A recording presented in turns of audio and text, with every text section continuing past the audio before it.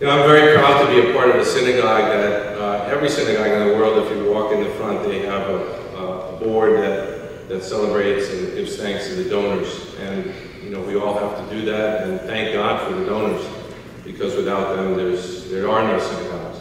And so we do that as well. We honor our donors who give generously of themselves and their material well-being to make places that Jews can gather. So thank you. But I'm also very proud that we not only honor our donors, but we also honor those who build our community in other ways.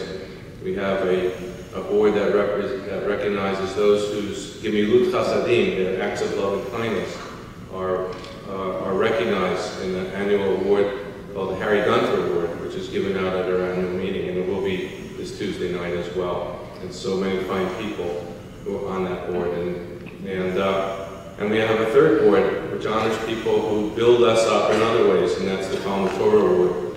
And that's for those who study Torah, not for any gain, but for its own self, just for the study, so that they become part of this chain of tradition that began with our rabbis over 2,000 years ago, to study Torah for its own sake. I met Jordan and Judy Bittel, and for me it's always, I can't say one of their names without saying the other. It's always Jordan and Judy, Judy and Jordan. I met them in Rabbi Greengrass spoke about her interview process. I met them during my interview process. And I got to know them out of their gemilut chasadim, their acts of love and kindness. The Bittel home was quickly the Bookman Sobel home, and we spent many evenings. And not only did we stay in their home, always feeling like family, but when the Bookman Bar Mitzvah started, and there were several of them, their home was always a home for our extended family.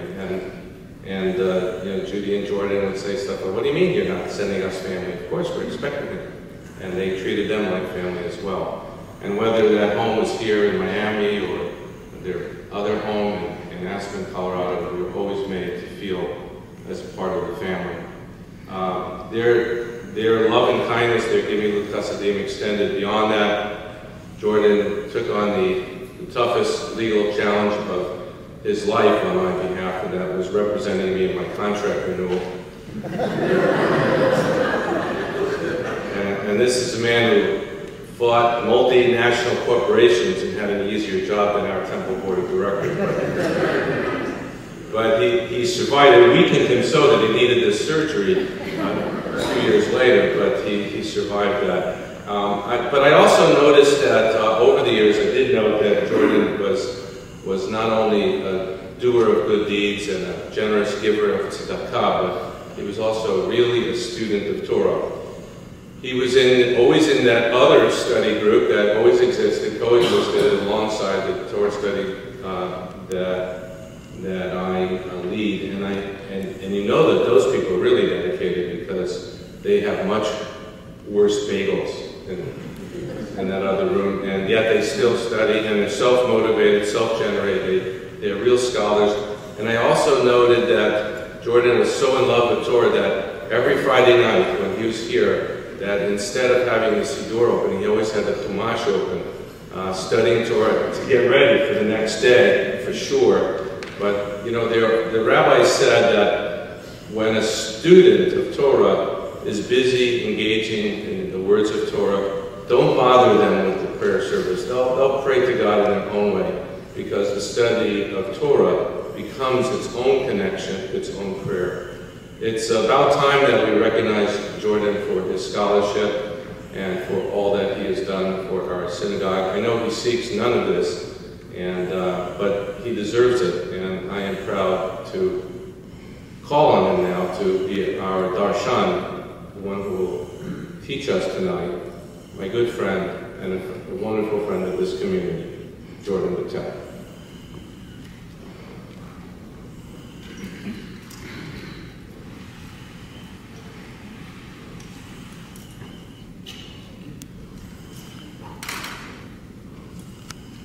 Thank you, Rabbi Bookman. I know now how a pancake must feel when syrup is poured all over it. I I believed everything he said about me, and I just wish my parents were here so they could hear it. It's really nice to stand up here and look around and see all the members of my family and so many of my friends.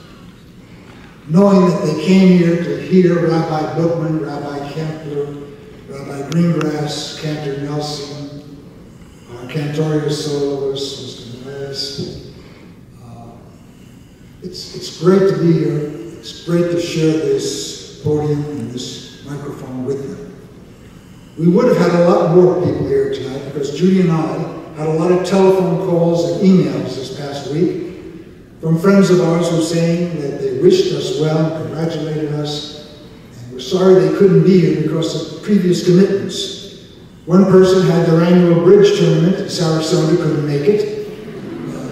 Another person was going to New Jersey for the bar mitzvah of a distant relative's second divorced wife's cousin. And then there was a lady who called and apologized for not being here because even though it was only Wednesday, she knew that on Friday night, May 16th at 7 o'clock, she was going to have a splitting headache. In any event, there's good news and bad news for you all tonight. The bad news is, in one of my previous incarnations, I was a college professor. And all of my speeches are automatically programmed for 50 minutes. The good news is that Karen Sobel got a hold of that news and called me and said, forget that shtick. You've got 5 minutes. And I said, Karen, you don't understand. I stutter a lot. I lied. She said, all right, make it 6.5 minutes. So we negotiated, and I got her up to 8 minutes. That's where we are tonight. I promised her I would address the Torah portion of the week. And the Torah portion of the week, this week, is the Chukatai, which roughly translated, according to my translations, means, by my laws. Now these laws are found in Leviticus 27, verses 1 through 34. These laws, according to most modern commentators that I have read, do not have any reason. They do not have any rationale behind them. And indeed, one of the people I studied with, Peggy Fisher, came up to me outside with the pre-neg and said, Jordan, she read the parashah, she said, and I can't wait to get inside and see what you could possibly do with it. Laws without reason or rationale. 34 verses of it. And most commentators that I have read, again, tell me that this was sort of an add-on to the end of Leviticus, and that nothing much has changed since then and now. It seems the temple needed money, needed sustenance, and needed help, so they created laws and created opportunity for people to make donations. You make a vow, you break the vow, you give money to the temple, etc. and so forth. Now, I learned long ago that the very soul of wit, the very soul of lingerie, the very soul of Dvar Torah is brevity. So I'm going to be very brief with this parashah. I want to tell you that each of you can read your own English translation and commentary of this parashah in Platt at page 967, in Etz Chaim at page 753, in JPS by Levine at 193, in Richard Elliott Friedman's interesting English translation and commentary at page 415, in the Jerusalem Bible at page 152, and in Dr. Hertz's commentary at page 547. There are dozens more, of course, but that's enough to get you started, to find out about these laws without rationale or reason. But now, having fulfilled my promise to Karen Bookman to deal with the parashah, I'm going to steal the remaining 4.5 minutes for something personal. I'm going to stand here and tell you that I was born lucky. And I want all of you to please understand and know why I was born lucky. There are at least 5 reasons. The first one is I was born in this country, the United States of America.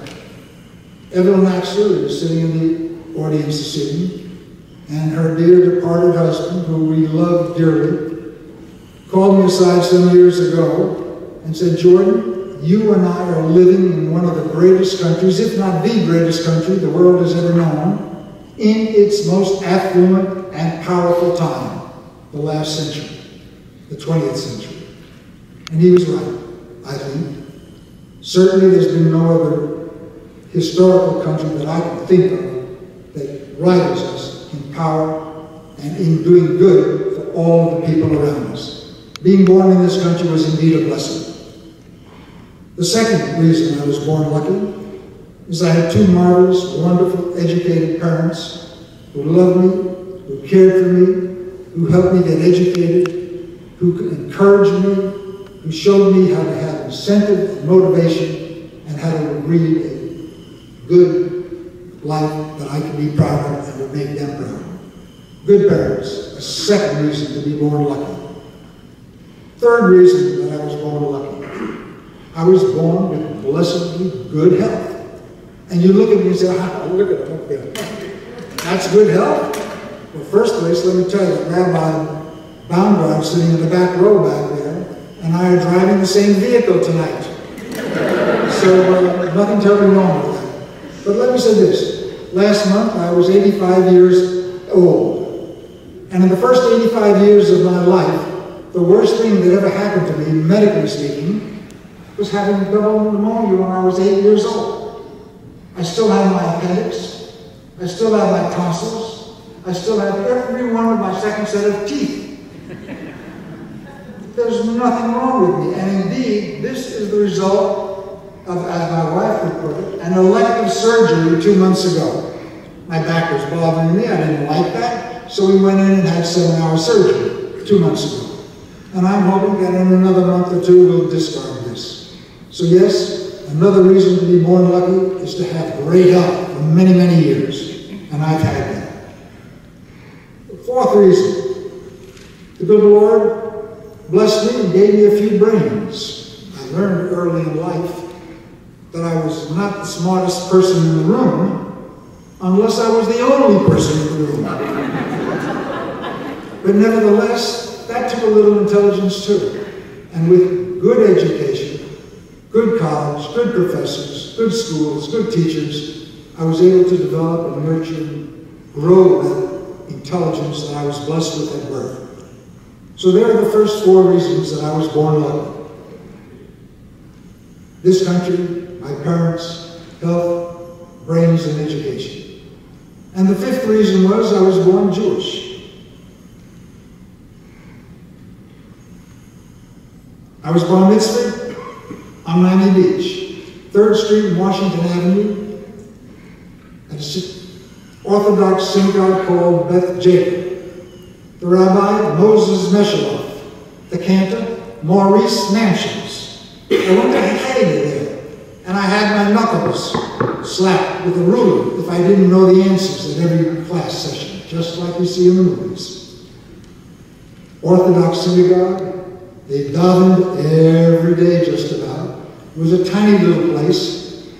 It's today the Jewish Museum of South Florida. Still there, the building, 3rd Street on Washington Avenue, Miami Beach, Florida. I came out of that Orthodox experience with some understanding, I thought then, of the Jewish religion, but not a great love for it. Many years passed, and I married Judith, my wife, who probably the greatest achievement of my life was convincing her that she ought to marry me, and stayed with me for 61 years. And I bless the day that that happened. Our first spat was the first Christmas, when I said, let's go get our Christmas tree. And she said, probably not in this house. I said, all right, I can understand that. We'll have a Hanukkah bush. She said, with your next wife, perhaps. And after that, one thing led to another, and she led me back into the Jewish religion, into Torah study, into the ways and mores and things to do. We learned all about Hadassah and Karanami and all that good stuff. We learned about living a good life. We learned about the way the Jewish people live, that they help each other and non-Jews just as well, that they're here practicing tikkun olam as they go. The best thing of all is the congregational life that this temple has given me, both here and throughout the world when we travel. We have friends everywhere, and it's because of the Jewish religion. And we live a good life, I think, because of the Jewish religion. Many, many years ago, Herbert Baumgart, my first rabbi here, and I spent a day and a night chasing the executive director at that time, who ran off with our only computer. He was robbing us, and we didn't know it until we found out, and we spent time chasing him. And from that temple, this edifice grew under the great guidance of Rabbi Bittel.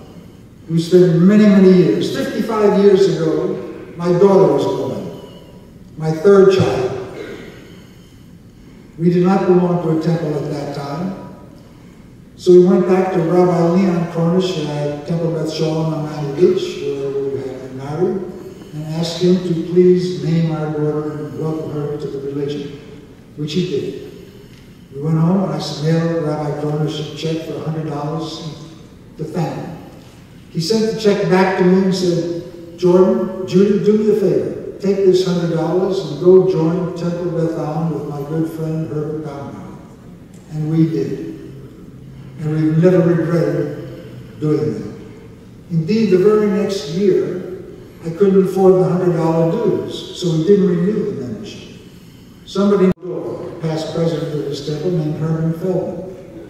He said, are you going to renew your membership? I said, Herman, I'd love to, but I can't afford it.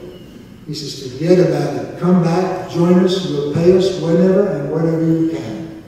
We did. And 55 years ago, we joined the temple for a second time, and here we are. 55 years later, still enjoying every minute, and thanking every one of you, and all of the members, and all of our great clergy people for everything that they have done for us.